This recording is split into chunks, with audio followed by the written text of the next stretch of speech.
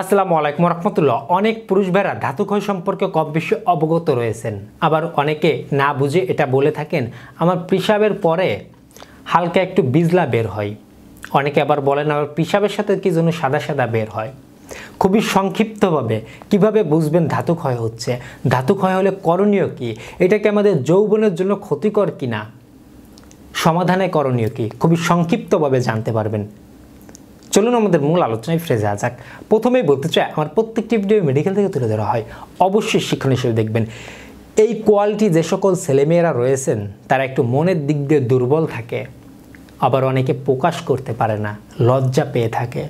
সাধারণভাবে আমাদের যেই পেনিস দিয়ে হালকা করে একটা পানির ন্যায় আসে উত্তেজনা হওয়ার পরে, এটা মূলত ধাতু ক্ষয় না, এটা আমাদের পুরুষের একটি রস। আমি সহজ ভাষায় আপনাদের বলছি যাতে আপনারা সবাই বুঝতে পারেন। আমাদের পুরুষ, আমরা যে পুরুষ মানুষ, আমাদের একটা রস, আমাদের পুরুষের একটা রস, এটা আমাদের বের হয়। এইটা আমাদের স্বাস্থ্যের জন্য ক্ষতি হয় না, বুঝতে হবে। এটা আমাদের স্বাস্থ্যের জন্য ক্ষতি হয় না। আমি আবারও বলছি, আমাদের যখন পেনিস উত্থান হয় বা কিছুক্ষণ আমরা কোনো খারাপ ভিডিও দেখি, খারাপ কিছু নিয়ে চিন্তা ভাবনা করি, অনেক সময় পেনিসের আগায় একটু চাপ দিলে 1-2 ফুট আমাদের একটু পাতলা লালা বের হয় বা বিজলা কোয়ালিটি বের হয়। মূলত এটা আমাদের পুরুষের, আপনি যে একজন পুরুষ মানুষ, এটা আমাদের একটা রস, এটা মূলত ধাতু ক্ষয় না।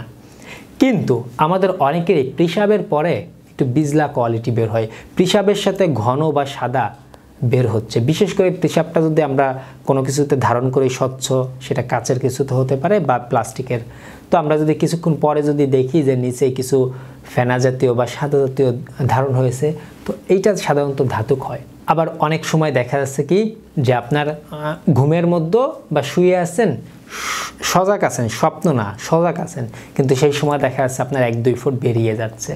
তো এই কোয়ালিটি ব্যক্তিদের কিন্তু এগুলা ধাতু ক্ষয় বলে গণ্য করা হয়। ধাতু ক্ষয় বিষয়টা কি? আমাদের শরীর থেকে সেই ধাতুটা বের হচ্ছে বিনা কারণে, যাকে আমরা ধাতু ক্ষয় বলে থাকি। এখন আসুন, এই ধাতু ক্ষয় সাধারণত মাঝে মাঝে একটু একটু হলে এটা কোনো ক্ষতি আসে না, কোনো সমস্যা নেই। কিন্তু যাদের প্রতিনিয়ত হচ্ছে তাদের জন্য এটা ক্ষতিকর, তাদের জন্য কিন্তু এটা অনেক বড় ক্ষতিকর। সুতরাং এর সমাধানে আসতে হবে। এর সমাধানে আসার জন্য কারণে কি, অনেকের বীর্য পাতলা হয়ে গেলে এই ধাতু ক্ষয়টা হতে পারে। অনেকে সবসময় কাম চিন্তা ভাবনা মেয়েদের নিয়ে করলে হতে পারে। অনেকের দেখা যাচ্ছে সাধারণভাবে আপনারা অনেকে রয়েছেন যে হস্তমৈথুন করে থাকেন, সেই কোয়ালিটি ব্যক্তিদেরও কিন্তু হতে পারে।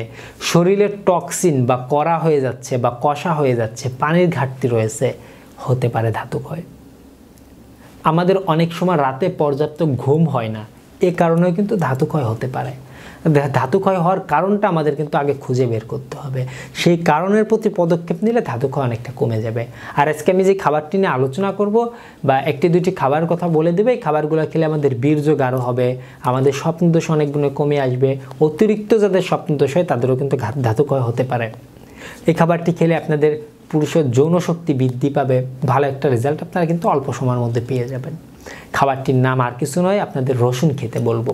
হ্যাঁ, কারণ আপনারা অনেকে লজ্জা পান, ডাক্তার কাছে তো যাবেন না, লজ্জা পাবেন। এরপরে কিছুটা তো ব্যাকআপ আমাদের পাওয়া লাগবে, না হলে তো মনের দিক দিয়ে আমরা দুর্বল হয়ে যাব। শরীরের দিক দিয়ে দুর্বল হই বা না হই, সে মনের দুর্বলতা, শরীরের দুর্বলতা দূর করতে প্রাচীনকাল বা দীর্ঘকাল বা আয়ুর্বেদীয় শাস্ত্রে এই রসুনের জুড়ি অনেকবারই বর্তমান গবেষণায় প্রমাণিত। আমরা প্রতিদিন 1 থেকে 2 কর পরিমাণে কাঁচা রসুন, বড় রসুন হলে 1 কর আর ছোটো রসুন হলে 2 কর পরিমাণে কাঁচা রসুন চিবিয়ে খেয়ে নেব। পাশাপাশি যদি পারি আমরা মধু খেতে পারি বা আমরা মাখন খেতে পারি বা দুধের তৈরি যে খাবার, দুগ্ধ জাতীয় খাবার, পনির, ঘি, মাখন, ছানা ইত্যাদি, এগুলো আমরা খেতে পারি। এগুলো আমাদের পুরুষের যৌন শক্তি বৃদ্ধি করতে ভালো কাজ করে থাকে। আমরা এই খাবারগুলো গ্রহণ করতে পারি। এভাবে যদি আমরা এই খাবারগুলো গ্রহণ করি, পাশাপাশি যদি আমরা একটু নিয়ম মেনে চলি, আমাদের এই ধাতু ক্ষয় কিন্তু কমে আসবে। এছাড়া আপনারা চাইলে আশেপাশে একজন চিকিৎসকের পরামর্শ নিয়ে হালকা টুকিটাকি কিছু ঔষধের মাধ্যমে কিন্তু এর সমাধান করা সম্ভব। সব থেকে মজার ব্যাপার জানেন কি, বিয়ে করলে স্বপ্নদোষ অতিরিক্ত হওয়া, এই ধাতু ক্ষয় হওয়া, এগুলো কিন্তু নর্মালি অটো সমাধান হয়ে যায়, কোনো চিকিৎসার প্রয়োজন হয় না। আশা করি বিষয়টা অল্পের মধ্যেই বুঝতে পেরেছেন। এই ছিল আজকের ভিডিও। আপনাদের কোনো প্রশ্ন থাকলে কমেন্ট বক্সে কমেন্ট করতে ভুলবেন না। ভিডিওটি ভালো হলে লাইক করতে ভুলবেন না, বন্ধুদের সাথে শেয়ার করতে পারেন। সকলে ভালো থাকবেন, সুস্থ থাকবেন, সকলের সুস্বাস্থ্য কামনায় আজকের মতো এখানেই শেষ করছি। ধন্যবাদ সবাইকে।